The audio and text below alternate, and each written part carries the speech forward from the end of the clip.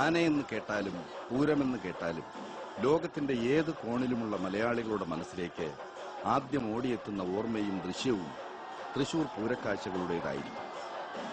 മലയാളികളുടെ മാത്രമല്ല, ലോകത്തിന്റെ ഒരു കൊച്ചു മൂലയ്ക്കായി ഇങ്ങനെ ദൈവത്തിന്റെ സ്വന്തം പേരിൽ തിരികെ തീരെഴുതി നൽകിയിട്ടുള്ള ഈ നാഴിയിടങ്ങഴി മണ്ണിനെക്കുറിച്ച് അറിയാവുന്നവരുടെ എല്ലാം മനസ്സുകളിലും സ്വപ്നങ്ങളിലും തെക്കോട്ടിറക്കം കഴിഞ്ഞ് പാറമേക്കാവിന്റെയും തിരുവമ്പാടിയുടെയും 15 ആനകൾ വീതം മുഖാമുഖം നിരന്നു നിന്നുകൊണ്ടുള്ള വിശ്വവിഖ്യാതമായ ആ കുടമാറ്റത്തിന്റെ ദൃശ്യചാരുത തെളിഞ്ഞു കത്തുക തന്നെ ചെയ്യും. പക്ഷേ തൃശൂർ പൂരമെന്ന ആ ലോകാത്ഭുതത്തിന് സാക്ഷാത്കാരം നൽകിക്കൊണ്ട് ആദ്യ അവസാനം അതിന്റെ അമരക്കാരായി നിലയുറപ്പിക്കുന്ന പാറമേക്കാവ് തിരുവമ്പാടി ക്ഷേത്രങ്ങൾക്ക് പേരിന് ഉപ്പ് നോക്കാൻ ഒരാനക്കുഞ്ഞൻ പോലും സ്വന്തമായി ഇല്ലാതിരുന്ന ഒരു കാലം ഉണ്ടായിരുന്നെന്ന് പറഞ്ഞാൽ അത് പച്ച പരമാർത്ഥം. ഒരു കാലഘട്ടത്തിന്റെ തന്നെ തലയെടുപ്പിന്റെ തമ്പുരാക്കന്മാർ ഇരുപക്ഷത്തും അണിനിരക്കുമായിരുന്ന അക്കാലത്ത് നല്ലൊരു ശതമാനം ആനകളും പേരുകേട്ട മനകളുടെയും ക്ഷേത്രങ്ങളുടെയും സ്വന്തമായിരുന്നു.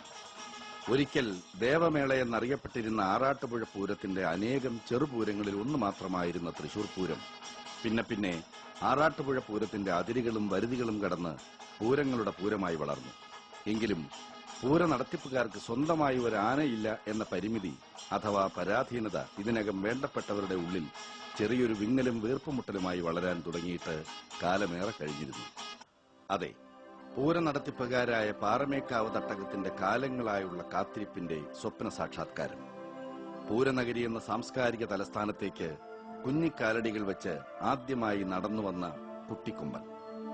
ഇവൻ പാറമേക്കാവ് രാജേന്ദ്രൻ എന്ന ഇന്നലകളുടെ രാജകുമാരൻ.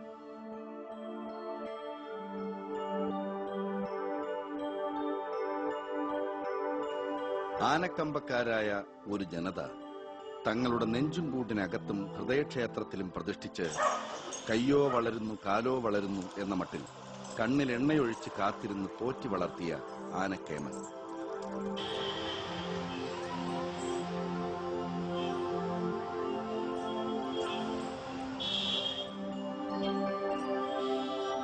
അരനൂറ്റാണ്ടിലേറെ കാലമായി തൃശൂരുകാരുടെ ഉത്സവ ലഹരിയുടെയും ആനക്കമ്പത്തിന്റെയും നടുത്തളത്തിൽ അരിയിട്ട് വാഴുന്ന വള്ളുവക്കോനാതിൽ അഥവാ തറവാട്ടുകാരണവർ. അതാണ് പാറമേക്കാവ് രാജേന്ദ്രൻ എന്ന ഈ 60കാരൻ.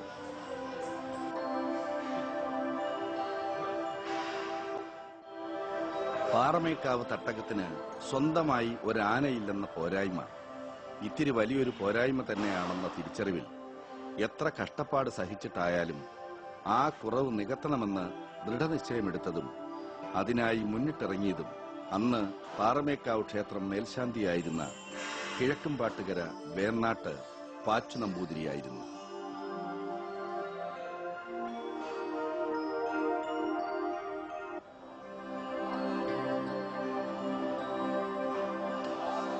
അന്നത്തെ ഇവിടെ മേശാന്തിയായിരുന്നോ അനവധി കാലം ഈ ക്ഷേത്രത്തിലെ മേശാന്തിമാരായിരുന്ന കുടുംബത്തിലെ അന്ന് മേശാന്തിയായിരുന്ന പാച്ചു നമ്പൂതിരി അദ്ദേഹത്തിന്റെ സ്വന്തം ഉത്സാഹപ്രകാരം ആഗ്രഹപ്രകാരവും ഈ ആനയെ മേടിക്കാനായിട്ട് ഈ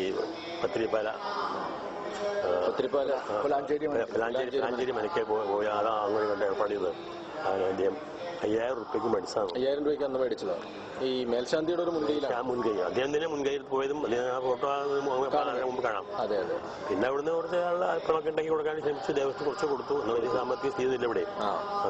ഞാൻ ഈ ക്ഷേത്രത്തിന്റെ ഒരു ഒരാളെന്ന നിലയ്ക്കുള്ള ഇപ്പോഴത്തെ കാണുന്നത് ഞാൻ കുറച്ച് 47 കൊല്ലമായിട്ട് ഞാൻ എന്റെ കാണുന്നത്. ഇവിടുത്തെ എല്ലാ കാര്യങ്ങളിലും ചടങ്ങുകളിലും ഞാൻ ഉണ്ടാവണം. ഞാൻ എന്റെ ധർമ്മമായിട്ട് കാണുന്നത് ഞാൻ കാണുന്നത്. അപ്പൊ അങ്ങനെ അന്ന് ഞാനും കുറച്ച് ഉത്സാഹിച്ചിട്ടുണ്ട്. അന്നൊരു പ്രഭാരപ്രദമാകുന്ന ആളായിരുന്നു അഡ്വക്കേറ്റ് പ്രസിഡന്റ് ഇവിടുത്തെ. അത് ഒരു താല്പര്യം എടുത്തു. അങ്ങനെ അതിനൊന്ന് വാങ്ങി. പിന്നെ അതിനുശേഷം ഇവിടെ ഐശ്വര്യം ഉണ്ടായിട്ടുള്ളൂ. അടിസ്ഥാനമായിട്ട് അത് ഉണ്ടല്ലോ. ഒരു ഭംഗി അദ്ദേഹം ദമ്പതി വളരെ ഭക്തനായിരുന്നു. അദ്ദേഹം വളരെ മനസ്സ് മേടിച്ചാണ്. അതെ, കാത്തുകാത്തിരുന്ന് പാറമേക്കാവുകാർക്ക് കൈവന്ന ആദ്യത്തെ കൺമണി. പാറമേക്കാവിന്റെ ആനത്തറവാട്ടിലേക്ക് ഭാഗ്യവും കൊണ്ടുവന്ന കന്നി കൈനീട്ടം അതായിരുന്നു രാജേന്ദ്രൻ. അഥവാ അതാണ് പാറമേക്കാവ് രാജേന്ദ്രൻ. രാജേന്ദ്രന് പിന്നാലെ എത്ര തന്നെ വില്ലാളി വീരന്മാർ, ഉന്നത ശീർഷന്മാർ പാറമേക്കാവ് തട്ടകത്തിന്റെ പ്രൗഢിയും പ്രതാപവുമായി തലയെടുത്തു പിടിച്ച് കടന്നു വന്നിട്ടുണ്ടെങ്കിലും ഏറെക്കാലമായി സന്താനങ്ങളില്ലാതിരുന്ന തറവാട്ടിൽ ആറ്റുനോറ്റുണ്ടായൊരു ഉണ്ണി എന്ന പ്രത്യേക പരിഗണന അഥവാ പവിത്ര ബന്ധം അത് അവന് മാത്രം അവകാശപ്പെട്ടതാണ്. 1956 പത്തിരിപ്പാല പൂലാഞ്ചേരി മനയിൽ നാരായണൻ നമ്പൂതിരിയിൽ നിന്നും 5000 രൂപ വിലയ്ക്ക് പാറമേക്കാവ് ദേവസ്വം 9 വയസ്സുള്ള രാജേന്ദ്രനെ വാങ്ങുന്നത്. ഗുരുവായൂർ കേശവൻ ഉൾപ്പെടെയുള്ള ഒട്ടേറെ ഗജസമ്രാട്ടുകൾ പിറന്നു വളർന്ന നിലമ്പൂർ കാടുകളുടെ വിത്ത് തന്നെയാണ് ഇവനും. അന്നത്തെ രാജുമോൻ എന്ന ഇന്നത്തെ രാജേന്ദ്രക്കാരനവർ. എങ്ങനെയോ കൂട്ടം തെറ്റി കുഴിയിൽ വീണാണ് ആനക്കുരുന്ന് ആനക്കൂട്ടിലെത്തിയത്.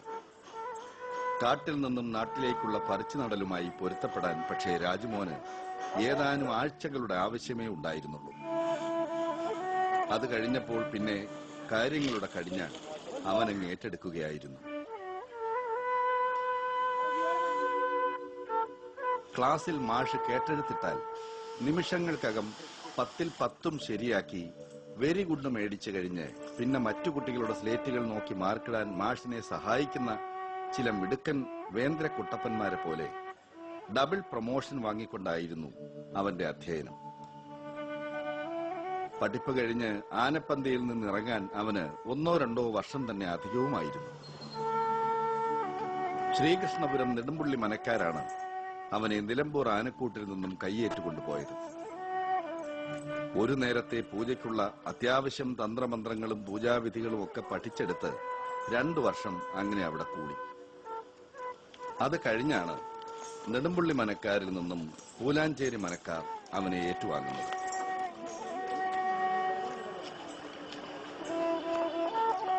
കാര്യം പൂരനഗരിക്കാർ എന്തിനും ഏതിനും പോന്ന എണ്ണം പറഞ്ഞ ആനക്കിടുക്കന്മാരെ പലരെയും കണ്ണു നിറച്ച് കാണാറുണ്ടെങ്കിലും ഏതെങ്കിലും വീട്ടുകാരുടെ സ്വന്തമായിട്ടല്ലാതെ ഒരു ദേശത്തിന്റെ ഒരു തട്ടകത്തിന്റെ പൊതു സ്വത്ത് എന്ന് പറയാൻ കഴിയുന്ന ഒരു ആനക്കുട്ടി ആദ്യമായി തൃശൂർ പട്ടണത്തിലേക്ക് എത്തുന്നത് നമ്മുടെ രാജേന്ദ്രനായിരുന്നു.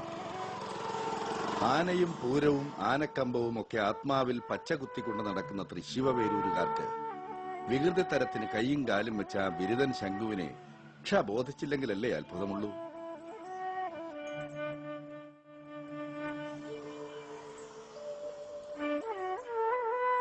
ചേട്ടന് ഒരുപാട് ആനകളെ കണ്ടിട്ടില്ലേ?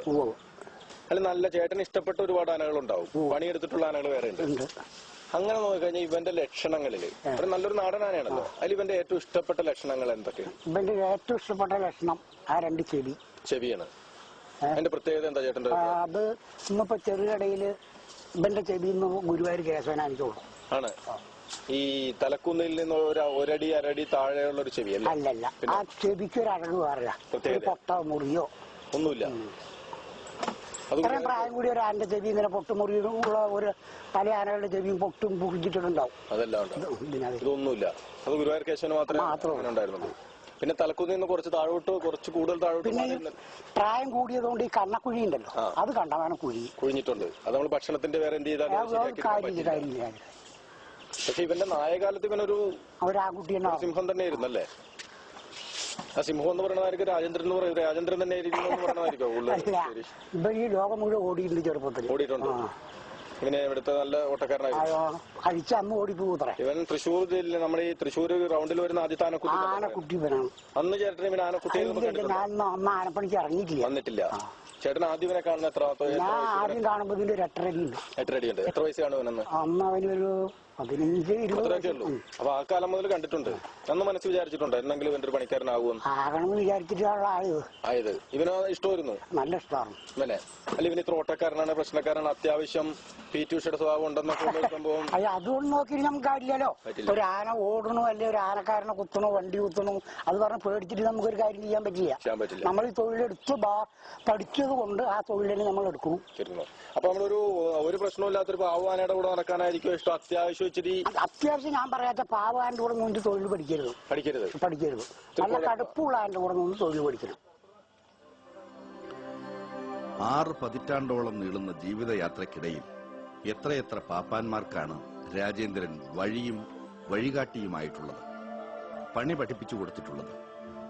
പാത്രമറിഞ്ഞു ദാനം ചെയ്യുവാൻ കഴിവുള്ളവൻ എന്ന് പറയും പോലെ ആരോട് എങ്ങനെയൊക്കെ ഇടപെടണമെന്നും പെരുമാറണമെന്നും നല്ല നിശ്ചയമുള്ളവനാണ് രാജേന്ദ്രൻ. ഉള്ള കാര്യം ചുരുക്കി പറഞ്ഞാൽ നല്ലവനുക്ക് നല്ലവൻ, വില്ലനുക്ക് വില്ലൻ. അതാണ് രാജു ഭയ്യ. പക്ഷെ ഏതവനെങ്കിലും എപ്പോഴെങ്കിലും രാജേന്ദ്രന്റെ മനസ്സിൽ ഫ്രെയിം ചെയ്ത് സൂക്ഷിക്കുന്ന കേടി ലിസ്റ്റിൽ പെട്ടുപോയാൽ കക്ഷിയുടെ കാര്യം കുറച്ച് കഷ്ടം തന്നെ ആയിരിക്കുമെന്ന് മാത്രം. രാജുവിന്റെ ശത്രുവിന് പിന്നാമ്പുറത്തു കൂടി 2 കണ്ണുകൾ ഉണ്ടെങ്കിൽ കഷ്ടകാലത്തിന്റെ കാഠിന്യം തെല്ല് കുറഞ്ഞേക്കാമെന്ന് മാത്രം. ഇന്നത്തെ തിരുവമ്പാടി ശിവസുന്ദർ എന്ന പഴയ പൂക്കോടൻ ശിവനാണ് രാജേന്ദ്രനുമായി ഇങ്ങനെ വട്ടമുടക്കുടക്കിയിട്ടുള്ള ഒരു താരം. തൃശൂർ പൂരത്തിന് പാറമേക്കാവിന്റെ എതിർവിഭാഗമായ തിരുവമ്പാടിയുടെ തിടമ്പേറ്റുന്ന ആനയല്ലേ ശിവസുന്ദർ. അപ്പോൾ അതിന്റെ പേരിലുള്ള ചേരിതിരിവും പടലപ്പിണക്കവുമാകാം ശീതസമരത്തിന്റെ ഹേതുവെന്നാണെങ്കിൽ അങ്ങനെയൊന്നുമില്ല. ശിവസുന്ദർ തിരുവമ്പാടി തട്ടകത്തിലേക്ക് എത്തും മുമ്പ് മുതൽക്കേ പഴക്കമുള്ളതാണ് ഇവരുടെ ഉടക്ക്. അതായത് ശിവസുന്ദർ പഴയ പൂക്കോടൻ ശിവനായി നിറയൗവനത്തിന്റെ തരിതിരിപ്പിൽ ആരടാ എന്തടാ ഞാനടാ വലിയവൻ എന്ന ആരോടും തർക്കുത്തരത്തിൽ നിൽക്കുന്ന കാലത്താണ് വിവാദ വിഷയമായ ആ ഏറ്റുമുട്ടലിന് കളമൊരുങ്ങുന്നത്. തന്റെ മുന്നിൽ വഴിമുടക്കി കിടക്കുന്നത് ഒരു കാലത്ത് മഹാസംഭവമായിരുന്ന സാക്ഷാൽ ഹനുമാനാണെന്നറിയാതെ വൃദ്ധവാനരനോട് ഉടക്കാൻ പോയ ഭീമസേനന് പറ്റിയ അബദ്ധം പോലെ ഒരനുഭവം. ഹനുമാനെ പോലെ രാജേന്ദ്രൻ അവശനായിട്ടില്ലായിരുന്നെങ്കിലും പൂക്കോടനെ അപേക്ഷിച്ച് ആള് സീനിയർ തന്നെ. ഒന്ന് മസിൽ പിടിച്ചാലും പ്രശ്നമില്ല. 19 വയസ്സിനോടടുത്ത രാജേന്ദ്രൻ ചേട്ടൻ വക്കാണത്തിന് നിൽക്കാതെ വിട്ടോളും എന്ന് ഒരുപക്ഷെ ശിവൻ കണക്ക് കൂട്ടി കാണണം. തൃശൂരിനടുത്തുള്ള പുത്തൻചിറയിൽ വെച്ചാണ് സംഭവം. 2 പേരും ഒരുപോലെ വല്ലവന്റെയും വേലയ്ക്കെത്തിയവർ എന്നുവെച്ചാൽ ഉത്സവ എഴുന്നള്ളത്തിനെത്തിയവർ. 2 ആനകൾക്ക് ഒരുപോലെ കടന്നുപോകാൻ തക്ക വീതിയില്ലാത്ത ഒരു നാട്ടുവഴിയിലൂടെ ആന ഭീമനും ആന ഹനുമാനും മുഖാമുഖം വരുന്നു. പോകുന്ന പോക്കിന് ശിവൻ രാജേന്ദ്രന്റെ പാപ്പാനെ ഒന്ന് ചാടിച്ചു. പക്ഷെ ചാടിച്ചത് മാത്രമേ ശിവൻ ഓർമ്മയുള്ളൂ. ബാക്കിയെല്ലാം അവൻ ഓർത്തെടുത്തത് 8-9 കിലോമീറ്ററുകൾക്ക് അപ്പുറം ചെന്നു നിന്ന ശേഷമായിരുന്നു. എന്നുവെച്ചാൽ തന്റെ പാപ്പാനോട് തട്ടിക്കയറിയ ഇളമുറക്കാരന് ശ്വാസം വിടാൻ പോലും അനുവദിക്കാതെ രാജേന്ദ്രക്കേമൻ അത്രയും ദൂരം പറപ്പിച്ചു എന്ന് പറഞ്ഞാൽ അതിൽ തെല്ലും അതിശയോക്തിയില്ല. ഉടക്ക് കഴിഞ്ഞ് കാലം ഇത്ര കഴിഞ്ഞെങ്കിലും ഇന്നും ഏതെങ്കിലും ഉത്സവപ്പറമ്പിൽ ഇവർ ഒന്നിച്ചു കൂടിയാൽ ശിവന്റെ സാന്നിധ്യം അറിയുന്ന നിമിഷം തന്നെ ചില പൂച്ചകൾ കുഞ്ചിരോമമൊക്കെ വിടർത്തി നിൽക്കും പോലെ രാജേന്ദ്രൻ എടുത്തുപിടിച്ചു നിന്നു കഴിയും. അതുപോലെ തൃശൂർ പട്ടണത്തെ കിടുകിടാ വിറപ്പിച്ചിട്ടുള്ള മറ്റൊരു കേടിയായിരുന്നു പഴയ ചെറിയ ചന്ദ്രശേഖർ. ഒരുവിധപ്പെട്ട ഏതൊരാനയ്ക്ക് നേരെയും കൊമ്പ് കോർക്കാൻ എത്തുന്നവൻ, കൂട്ടാനക്കുത്തിന് കുപ്രസിദ്ധൻ.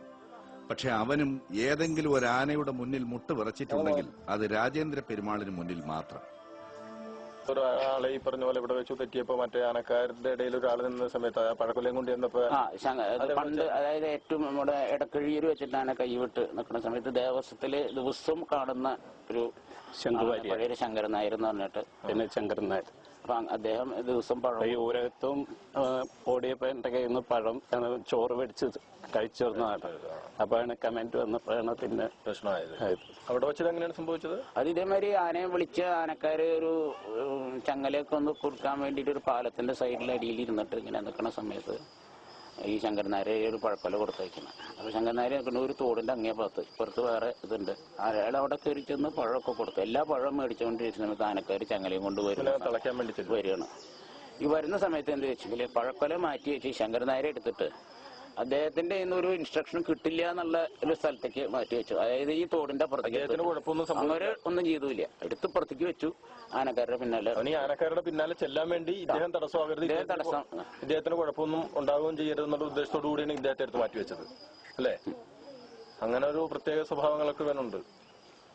പിന്നെ ഏറ്റവും ഇതിന്റെ പ്രത്യേകത 4 ദിവസം അടുപ്പിച്ച് എന്നുള്ളപ്പോൾ പിന്നെ ആനക്കാരൊന്നും വേണ്ട. ആനക്കാർ വേണ്ട. അവരാരെങ്കിലും അടുത്ത ആനയായിട്ട് ബന്ധപ്പെടാൻ പറ്റിയവരുണ്ടെങ്കിൽ അവർ വിളിച്ച് പൊക്കോളും.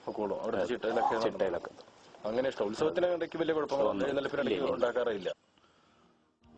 ഉയരമായിരുന്നില്ല ഒരിക്കലും രാജേന്ദ്രന്റെ തുറുപ്പിച്ചീട്ട്. ആഠ്യത്വം, നിൽപ്പിലും നടപ്പിലുമുള്ള അന്തസ്, അതായിരുന്നു പാറമേക്കാവ് രാജേന്ദ്രനെ എന്നും ജനക്കൂട്ടങ്ങളുടെ പ്രിയങ്കരനാക്കിയിരുന്നത്. ആവശ്യത്തിന് നീളമുള്ള തുമ്പിക്കൈ, അസാമാന്യ വലിപ്പമാർന്ന കൊമ്പുകൾ. അത്ര വലിപ്പം അവകാശപ്പെടാനില്ലെങ്കിലും വളരെ വളരെ പ്രത്യേകതയുള്ള ചെവികൾ, ഒന്നാം തരം വായുകുംഭവും തലക്കുന്നിയും. അങ്ങനെ അങ്ങനെ മേന്മ അവകാശപ്പെടാവുന്ന ലക്ഷണങ്ങൾ രാജേന്ദ്രനിൽ കുറച്ചുമ്മിണി തന്നെയുണ്ട്. പക്ഷെ സ്വന്തമാക്കും മുമ്പേ ആരും രണ്ടു വട്ടം ഒന്ന് ആലോചിച്ചു പോകുന്ന ചില ലക്ഷണ പിശകുകളും പിറവി മുതൽക്കേ രാജേന്ദ്രനൊപ്പം കൂടിയിരുന്നു എന്നതും നേരെ. നഖങ്ങൾ 16 വാലാകട്ടെ അത്യാവശ്യം വളവുള്ളതും. ഇത് രണ്ടും ഏതൊരുടമയെയും പുനർവിചിന്തനത്തിന് പ്രേരിപ്പിക്കുന്ന അവലക്ഷണങ്ങളാണ്. ലക്ഷണശാസ്ത്രപ്രകാരം ആന അത്യാവശ്യം കുഴപ്പക്കാരനായേക്കാം എന്നതിന്റെ സൂചനകൾ.